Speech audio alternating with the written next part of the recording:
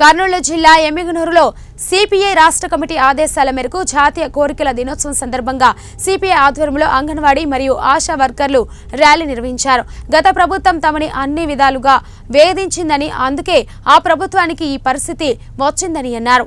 ఇప్పుడు అధికారంలో వచ్చిన టీడీపీ అంగన్వాడీ ఆశా వర్కర్లు తదితర కార్మికులకు కనీస వేతనం నెలకు 26,000 ఇవ్వాలని, ప్రభుత్వ ఉద్యోగులుగా గుర్తించాలని ప్రభుత్వాన్ని కోరారు. సమాన పనికి సమాన వేతనం ఇవ్వాలి అంటూ అంగన్వాడీ వర్కర్లు డిప్యూటీ తహసీల్దార్ కు వినతి పత్రం అందించారు.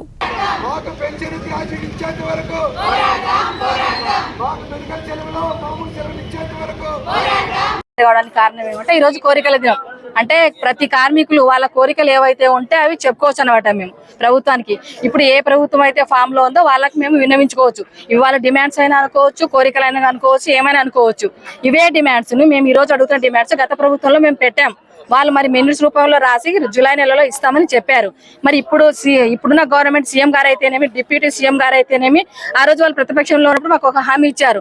మేము గిన మా గవర్నమెంట్ వస్తే తక్షణమే మీ డిమాండ్స్ అయితేనేమి, మీ కోరికలు అయితేనేమి మేము నెరవేరుస్తామని.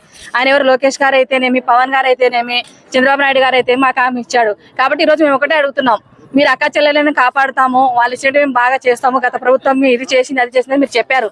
కాబట్టి నేను ముఖ్యంగా తెలియజేయడం ఎవరికంటే డిప్యూటీ సీఎం గారికే. ఆయన ఏమంటున్నాడు, మహిళల్ని ఎక్కడ వేధించకూడదు, వాళ్ళు ఎక్కడైతే వాళ్ళని మనం పూజిస్తామో అక్కడ బాగుంటది, వాళ్ళపైన వేధింపులు కానీ ఏమైతే కానీ ఉండకూడదు అంటున్నారు.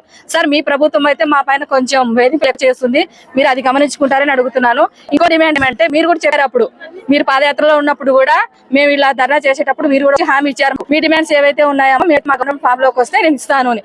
కాబట్టి సార్ దయచేసి సీఎం గారు అయితేనేమి, డిప్యూటీ సీఎం గారు అయితేనేమి, లోకేష్ గారు అయితేనేమి ఇచ్చిన హామీలని అంటే మేము ఫర్దర్ గా ఇంకా ఏ ధర్నాలు కానీ ఇట్లాంటివి ఆడవాళ్ళని రోడ్ల మీదకి రాకూడదు అనుకుంటే తక్షణమే మీరు మా డిమాండ్లను నెరవేరుస్తామని మేము అడుగుతున్నాం సార్.